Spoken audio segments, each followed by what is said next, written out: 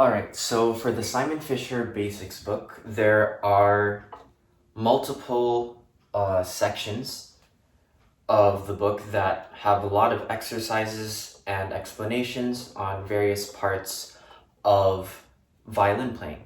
And the one I'll be talking about right now is the first part, which is the right arm and the hand. Okay, so let's see. Thumb counter pressure.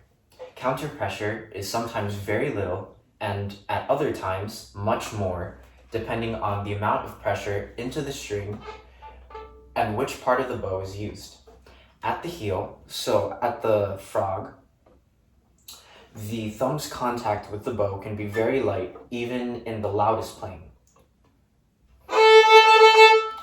At the point, the thumb has to work hard against the downward pressure of the fingers into the bow. This is when most of the weight would be, or this is, like the point or the tip of the bow is when our first finger should be digging into the string the most.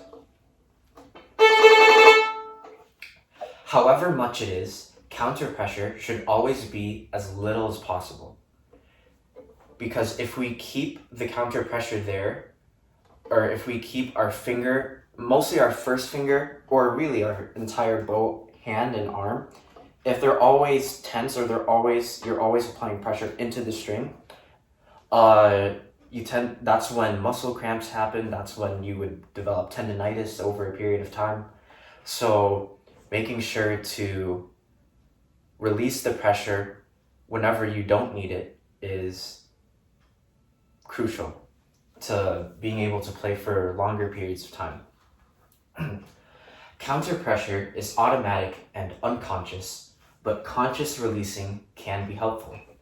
The most common thumb tension problems do not come from counter pressing, but from not letting the thumb release when less counter pressure is needed.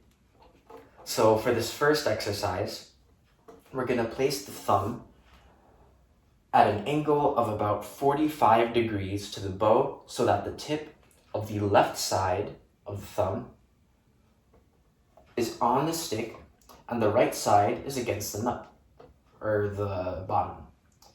The thumb should always bend outwards. This exercise shows how much counter pressure the thumb has to give in every part of the bow. So right about here at the frog, we'll place the bow on the string at the heel, just in front of the first finger, holding the bow with only the thumb and the first finger. So like this. Oh, there we go.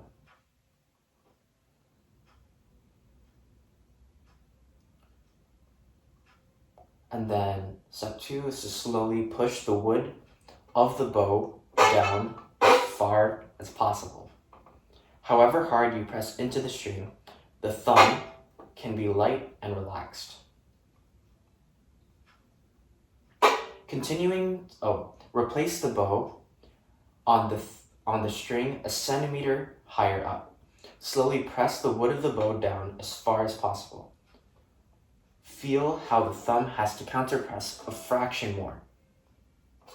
So at the frog right here, it should be almost nothing pretty much. And then as we slowly go up, as we start trying to press harder into the string, we'll need a little bit more pressure, and then a little bit more.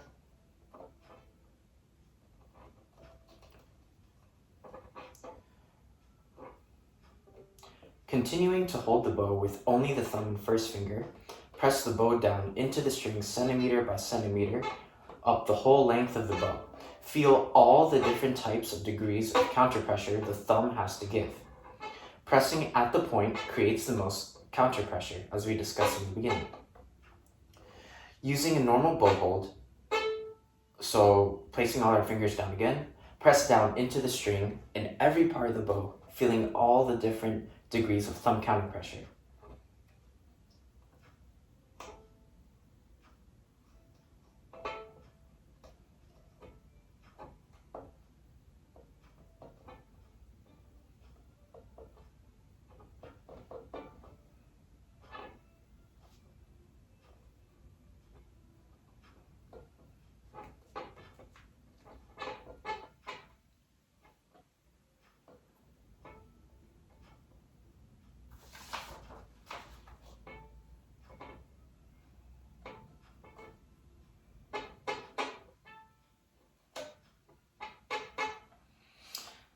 And yeah, that's the first exercise for the right arm and hand as explained and demonstrated in the Simon Fischer Basics book.